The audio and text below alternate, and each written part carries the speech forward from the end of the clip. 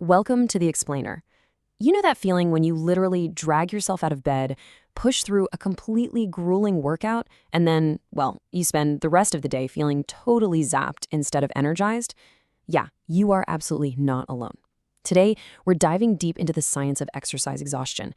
We're going to look really closely at how our bodies process stress and explore why we might just be doing this whole fitness thing completely backwards. Let's take a hard look at your routine right now for a second.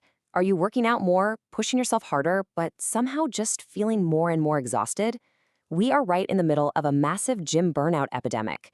You know the drill. We're constantly told to grind, to push past the pain, to sacrifice our sleep for that early morning hustle.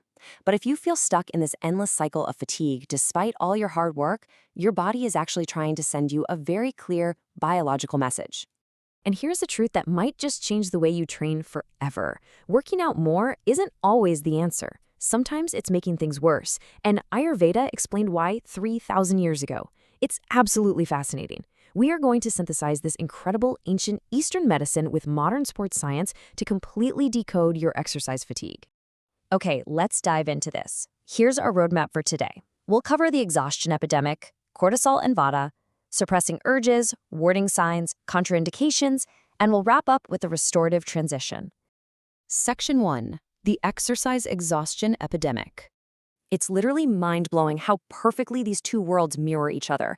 Modern science identifies overtraining syndrome. This is where acute exercise activates your HPA-axis, which spikes your cortisol.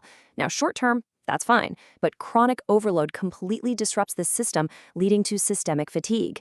Now, let's jump back in time and compare that to the Charaka Samhita. Over 3,000 years ago, ancient Ayurveda diagnosed this exact same condition as ativiyamana, which means resorting to physical activity in excess. They warned that this overload causes a severe Vata disturbance. Guys, it's the exact same exhaustion, just using different vocabulary.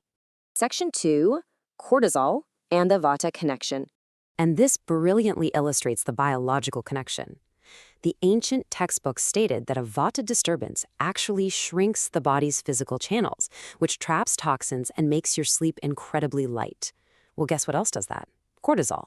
When you're in a constant fight-or-flight state from overexercising, high cortisol literally restricts your blood flow. It disrupts your entire sleep cycle. So, you know that aching, swollen, heavy feeling you get, almost like you're trying to move through wet cement? That is your physical channels shrinking. High Vata and high cortisol are essentially the exact same physiological state of alarm. Section 3. The danger of suppressing urges.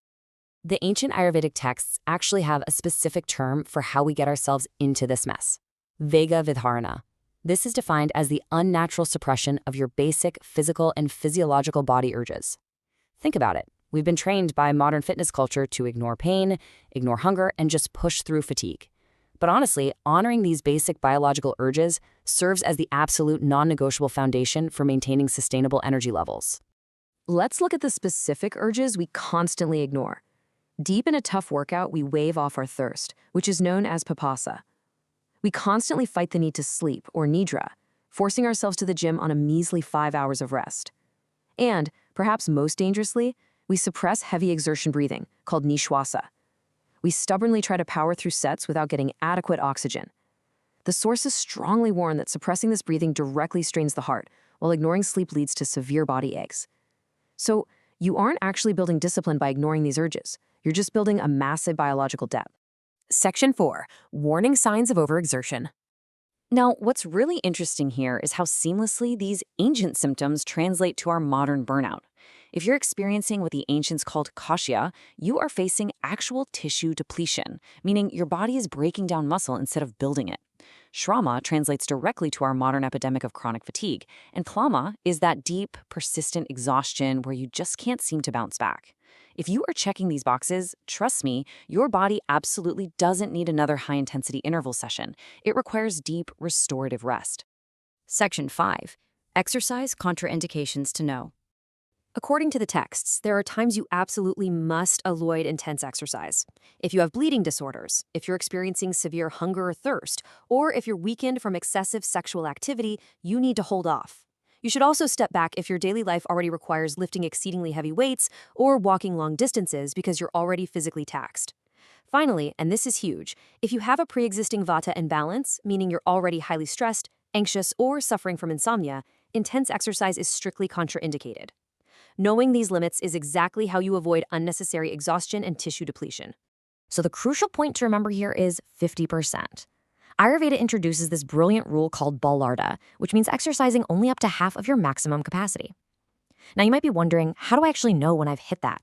Well, you stop when a light sweat breaks out on your forehead, underarms, and spine, and when your breathing slightly deepens without you gasping for air.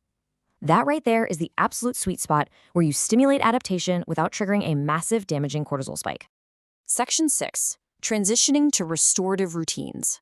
So how do we fix this? The Charaka Samhita actually gives us a highly specific 7-day schedule to safely transition out of an unhealthy, exhaustion-inducing routine. Step 1. On days 1 through 3, you identify and pause your bad habits. Skip the excessive weightlifting, stop the 2-a-day cardio sessions. Step 2. On days 4 through 6, you adopt 3/4 of your new, good restorative habits. Start integrating gentle walks, maybe some restorative yoga, and heavily prioritize your sleep. Step 3, by day 7, you make the full 100% switch to your new routine. Backing out slowly and gradually giving up the bad habits allows your body to become accustomed to this new, healing baseline without any sort of physiological shock. Which leaves us with this final, vital question to ask yourself the very next time you tie your gym shoes. Are you actually training for healthy adaptation, or are you just feeding your body's fight or flight response? True vitality isn't about how much you can punish your body. It's about how well you can listen to it. Take a look at your routine this week, find your 50%, and start giving your body the sustainable energy it actually deserves.